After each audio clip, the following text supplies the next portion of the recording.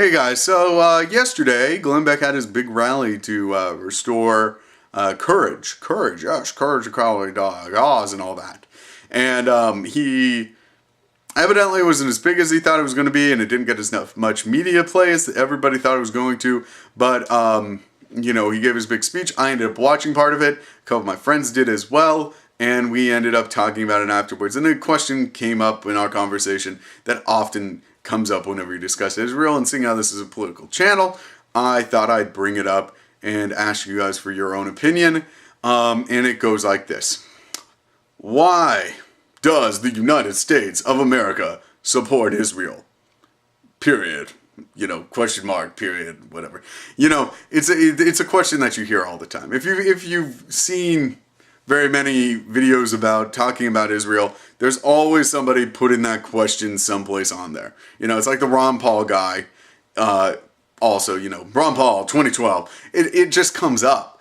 Now, this question usually has a few responses in, why we do this. The first one is we're allies because we're allies, basically.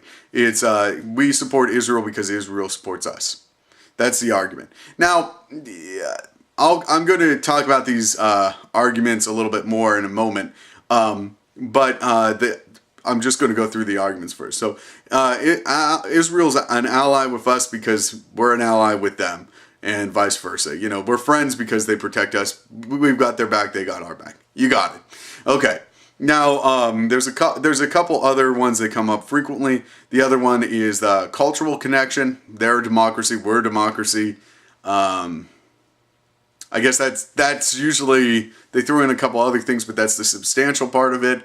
The other one is preventing a second Holocaust, which is, always kind of heavy subject.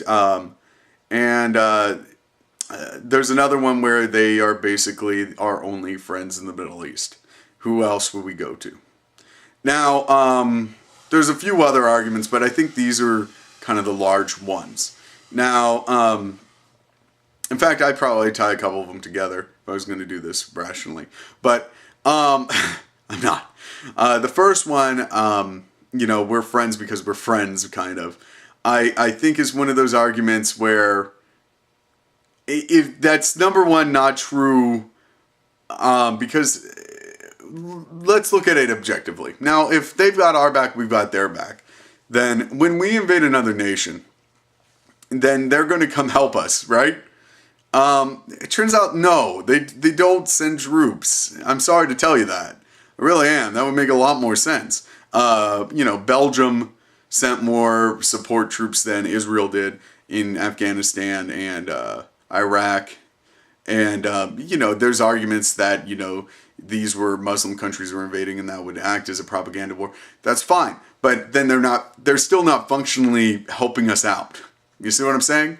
The other argument, another aspect of that argument is, I don't think politics really works that way. I think we drop our friends a lot quicker than that. I hate to say that. I wish politics was like that, where we had friends and we stuck with them and they stuck with us. But no, politics is a changing game. It's a board game, man. It's crazy.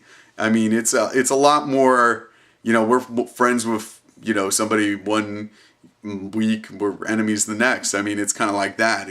Things change quickly sometimes. Not right now. I mean, except in the Middle East. It's crazy. I mean, but I'll use a couple examples. Taiwan. While we still have the military protection on Taiwan, we totally dropped them when it came to China. I'll give you another one. Saudi Arabia. We're supposed to be really good friends with Saudi Arabia, right? Well, Saudi Arabia is a monarchy, number one. And if we're a republic or a democratic state, we should have a problem with monarchy, right? And number two, they launched most of the, terrorist hijackers, came from Saudi Arabia that ended up hitting us on 9/11. That seems like a substantial reason not to be their friend. But okay, I can look past that because I understand that, there's power politics going on. They've got oil. They're a stabilizing force in the Middle East. We don't want to knock them off their perch. Okay, that makes sense to me. I think that makes a lot more sense than we're friends because we're friends. Sorry, I don't think politics works that way. whether it should or shouldn't. The other argument, the cultural one, I think that if you think about it, Israel is one of the few functional democratic states. And I don't think that's necessarily a bad argument. I will say with the Arab Spring, I think that argument is weakening if this pans out. If this pans out, I'll repeat that again. Also, we've established, just to move quickly to the base and the democratic one, I'll take them together, I guess. We've established democratic and military bases in Afghanistan and, Iraq. Whether you consider them stable or not, that's a whole nother question. Or even democratic.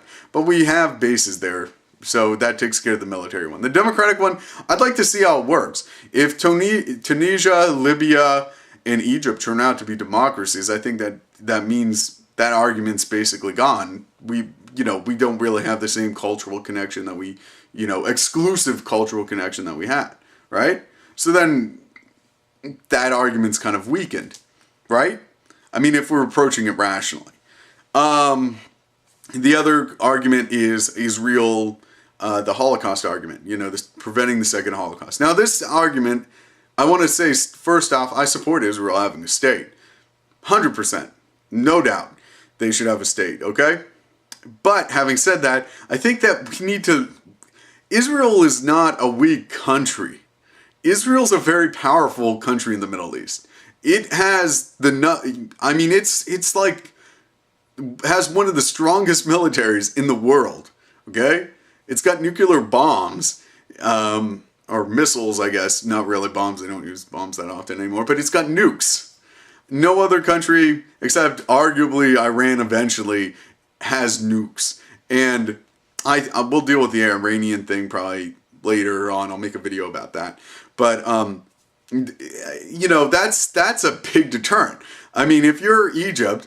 are you really going to play a game where you invade if you know that they're going to take out Cairo? You know what I'm saying? If I'm not saying that it's going to happen like that, but if Israel was ever really going to lose a war, I think that's what they would do, because I think that's what most states would threaten it, and then they'd probably drop a couple bombs. I mean, that's kind of how I always saw it going down. But I might be wrong about that one. That one's kind of hyperbole. Or that might not be the right term. But, so those are kind of the major arguments. Did I forget one? I used the military bases one and the cultural one. Those are the substantial ones, I guess. Now, there's arguments against being friends with Israel, I guess, or allies with Israel. That it kind of, there's a bunch of them, but I think the Palestinian one is probably the one that I'll talk about briefly. Now, don't get me wrong. I think Israel deserves the right to exist. I want to make that clear. 100%.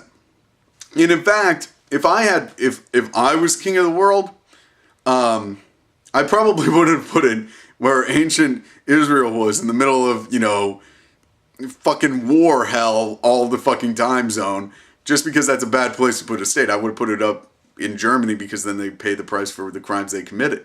But, okay, I understand it's Israeli's homeland. I understand that. So, that's if I could move people wherever I wanted if I was God. But I understand I'm not God, so they picked Israel. That's fine.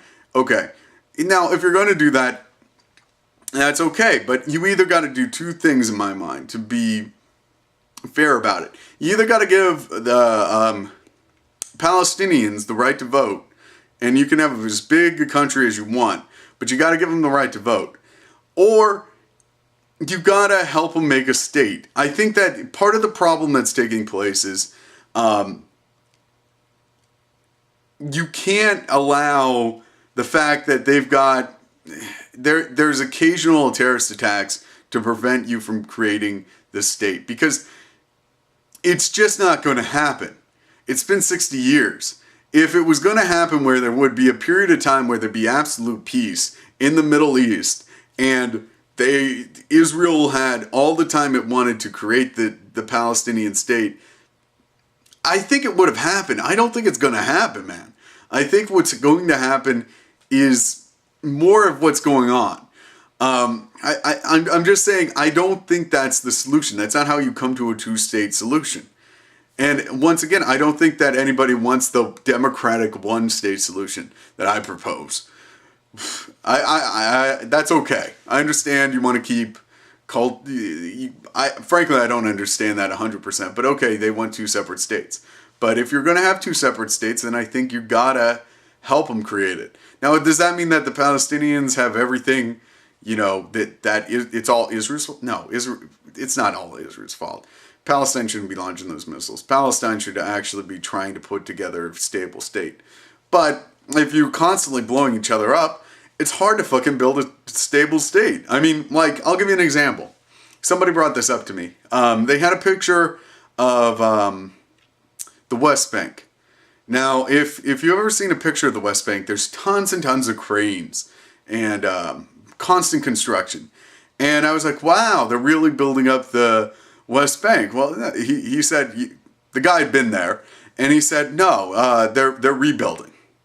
Because there had been a temporary war for not that long, but they blew up a bunch of buildings, so now they had to rebuild them. Well, that just slows down shit. I mean, yeah, everything you've got's, new, but it slows everything down. I don't know. Frankly, I think that the scenario that's playing out isn't going to work out for either side.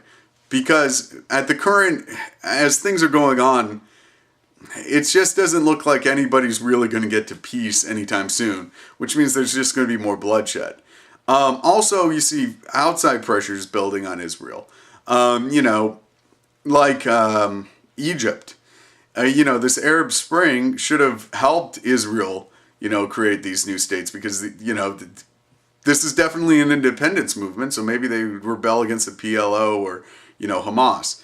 But instead, this didn't work out for them in that way, and they're in tough shit now. I mean, they've got people in their streets, protesting. That's something that doesn't really get, reported, which is kind of upsetting. But yeah, you should definitely look that up. There's big street protest in Israel. Now, I've said a lot of things about Israel, and I want to make it clear, most of this comes out of the need for us to cut back on spending to a certain extent. I'm kind of sick of us overspending, and this is kind of an area where it kind of just shouts out, we could cut this real easy. They can take care of themselves. Anyway, that's basically it. If you want to drop a comment, go ahead. If you want to say, oh, you hate Israel, go ahead. I don't hate Israel, though. I'm going to say that. I don't. I've never been there, but that's more economics than hate. I mean, I'd like to go where Jesus was. Let's put it that way. And I haven't been to Palestine. I hear they have good dates.